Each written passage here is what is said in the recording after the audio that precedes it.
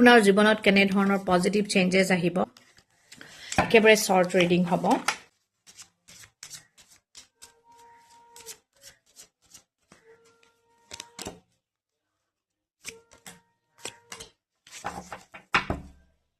wow বহুতে death কাৰ্ডলে ভয় খায় ওলাইছে কিন্তু ডেথ কাৰ্ড ওকে প্ৰথমতে আমিও খাইছিলো লাহে লাহে যেতিয়া শিকিলো বুজিলো আমিও গম পালো যে আচলতে ডেথ কাৰ্ড কোনো বেয়া কাৰ্ড নহয় বা ভয় লগা কাৰ্ড নহয় ডেথ কাৰ্ড হল আপুনি যদি হে কোনো এটা ফেক ফাউণ্ডেশ্যনত আছিলে ভুল ৰাস্তাত আছিলে বা আপুনি ভুল ধৰণে জীৱনত কিবা এটা এচিভ কৰিবলৈও চেষ্টা কৰি আছিলে হেয়া আপোনাৰ জীৱনত সেই চেপ্টাৰটো সেই অধ্যায়টো সম্পূৰ্ণভাৱে অৱৰোধ হ'ব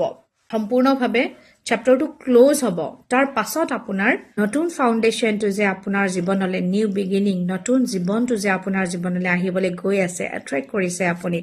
হেয়া সোলমেট আপোনাৰ জীৱনত নতুন কোনো সোলমেট নতুন কোনো ব্যক্তিৰে আপোনাৰ জীৱনটো আকৌ পুনৰ সঠিকভাৱে আৰম্ভ হ'বলৈ গৈ আছে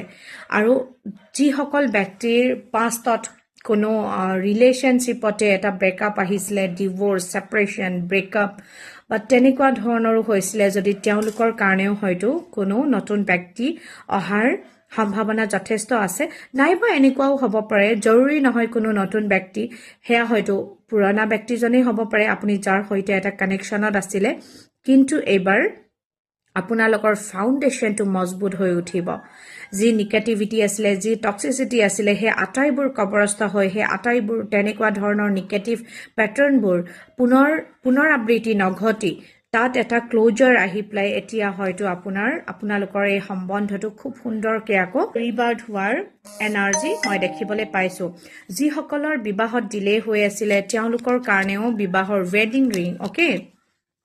তেওঁলোকৰো বিবাহৰ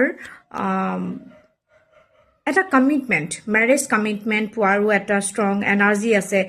যদি সেপাৰেশনত আছিল ইউনিয়ন হোৱাৰ সম্ভাৱনা আছে যদি কমিটমেন্ট দিয়া নাছিলে এটা সলিড এটা কমিটমেন্ট পোৱাৰ সম্ভাৱনা আছে আৰু যিজন ব্যক্তিৰ সৈতে আপুনি এই কমিটমেন্ট পাবলৈ গৈ আছে বা পাব এয়া আপোনাৰ সোল কানেকশ্যন হয় ওকে